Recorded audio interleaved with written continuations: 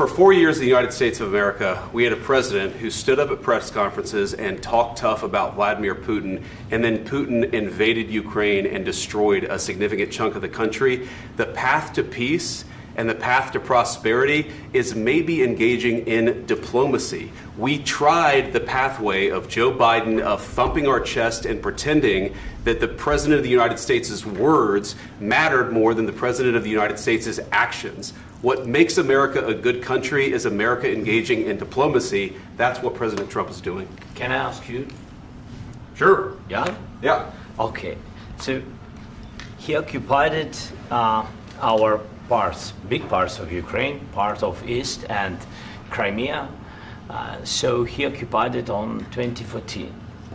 So during a lot of years, so I'm not speaking about just Biden, but those time was Obama, then President Obama, then President Trump, then President Biden, now the President Trump, and God bless, now President Trump will stop him. But during 2014, nobody stopped him. He just occupied and took. He killed people. You know what the contact line? 2015.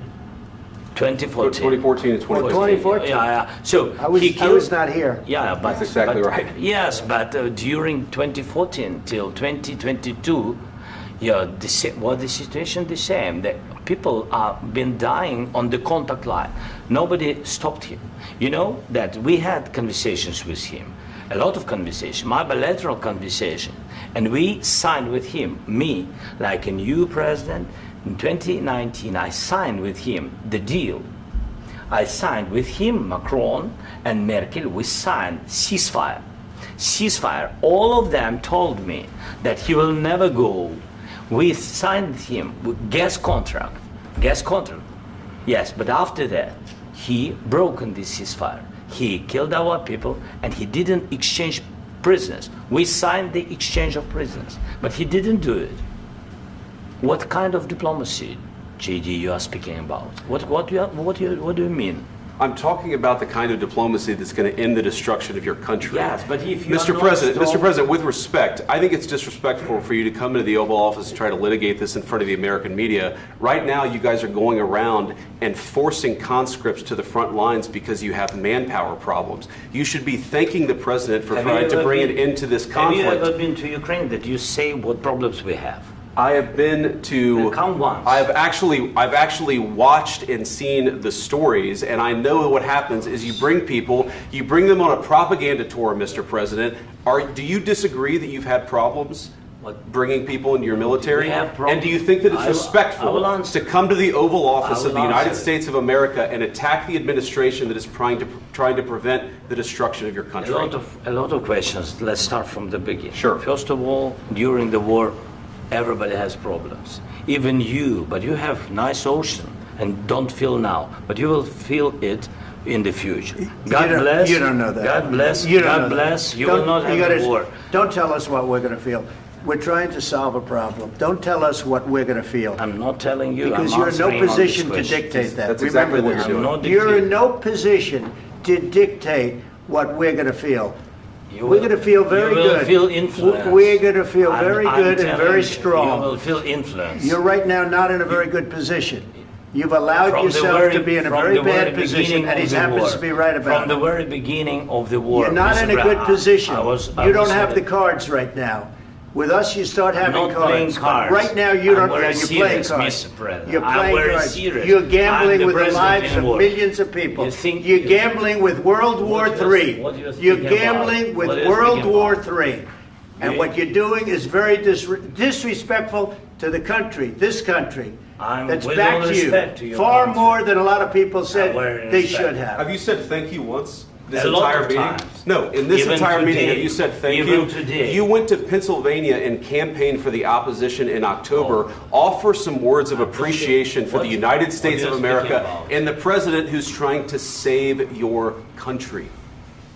Please, you think that if you will speak very loudly about the war, you can... He's not speaking loudly. He's not speaking loudly. Your country's in big trouble. Can I Wait a answer? minute. No, you've done a lot of talking. Your country is in big trouble. I know. You're not winning. I know. You're not winning this.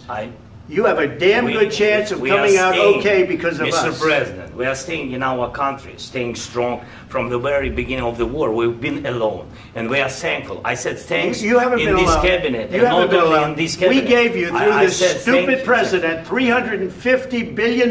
You voted we gave for you your military equipment, and you men are brave, but they had to use our military. What about if you didn't have our military equipment, if you didn't have our military equipment, this war would have been over in 2 weeks. In 3 days, I heard it from Putin. In 3 days, this is something maybe new. Less. In 2 weeks, of course, yes. It's going to be a very hard thing to do business like this. Again, I tell you. just say thank you. I said a lot of times to American people. Except that there are disagreements, and let's go litigate those disagreements rather than trying to fight it out in the American media when you're wrong.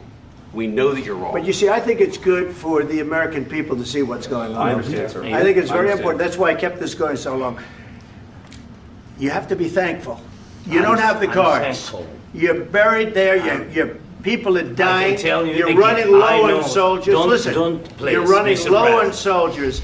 It would be a damn good thing. And then you tell us, I don't want a ceasefire. I don't want a ceasefire. I want to go, and I want this.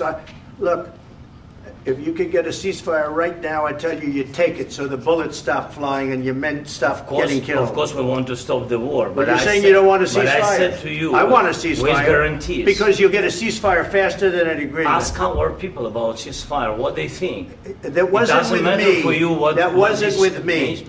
That was with a guy named Biden who was not a smart person. That was with Obama. It was your president. Excuse me. That was with Obama, who gave you sheets, and I gave you javelins. Yes. I gave you the javelins to take out all those tanks. Obama gave you sheets. In fact, the statement is Obama gave sheets and Trump gave javelins. You got to be more thankful, because let me tell you, you don't have the cards. With us, you have the cards. But without us, you don't have any cards. One more question to Mr. Vice President. I'm sorry. It's going to be a tough deal to make because the attitudes have to change. What if Russia breaks ceasefire? What if Russia breaks peace talks? What do we do then? I understand that it's a heated conversation right now. What are you saying? She's asking, what if Russia breaks the ceasefire? What if anything? What if a bomb drops on your head right now? Okay? What if they broke it? I don't know. They broke it with Biden because Biden, they didn't respect him. They didn't respect Obama. They respect me. Let me tell you, Putin went through a hell of a lot with me. He went through a phony witch hunt where they used him and Russia. Russia. You ever hear of that deal? That was a phony Hunter Biden, Joe Biden scam. Hillary Clinton, Shifty Adam Schiff. It was a Democrat scam. And he had to go through that. And he did go through it. We didn't end up in a war. And he went through it. He was accused of all that stuff. He had nothing to do with it. It came out of Hunter Biden's bathroom. It came out of Hunter Biden's bedroom. It was disgusting. And then they said, oh, the laptop from hell was made by Russia. The 51 agents. The whole thing was a scam. And he had to put up with that. He was being accused of all that stuff. All I can say is this. He might have broken deals with Obama and Bush, and he might have broken them with Biden. He did, maybe. Maybe he didn't. I don't know what happened. But he didn't break them with me. He wants to make a deal. I don't know if you can make a deal. The problem is I've empowered you to be a tough guy. And I don't think you'd be a tough guy without the United States. And your people are very brave. But you're either going to make a deal or we're out. And if we're out, you'll fight it out. I don't think it's going to be pretty, but you'll fight it out. But you don't have the cards. But once we sign that deal, you're in a much better position. But you're not acting at all thankful.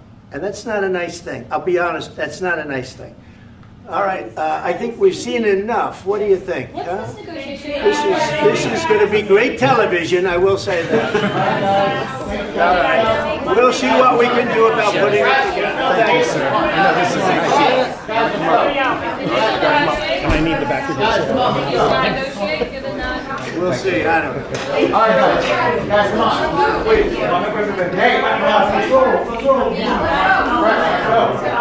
Guys, come on. Let's move.